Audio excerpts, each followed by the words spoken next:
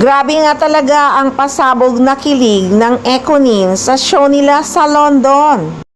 Sobrang ang naging masaya at pinakilig ng husto ni Janine Gutierrez at Jericho Rosales kasama si Jed Madela ang mga Pilipino sa London. Grabe, nakakakilig talaga ang Econin.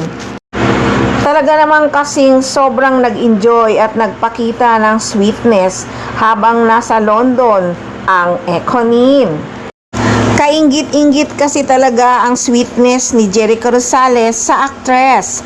Comment nga ng ilang mga fans, kung mararanasan mo lang sa BF mo or hobby mo yung ginagawa ni Eco kay Janine, wow, ang feeling mo ay para kang queen or princess.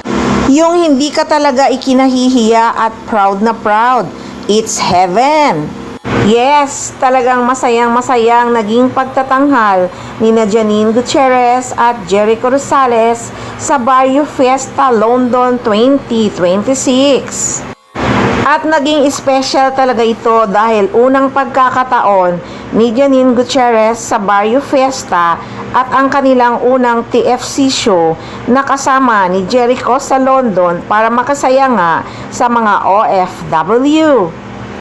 At dahil din sa mainit na suporta ng mga fans ng Econin sa kanilang seryeng The Loyalty Game, ay talaga namang sobrang nagpapasalamat sina Janine Gutierrez at Jericho Rosales sa suporta ng kanilang mga fans.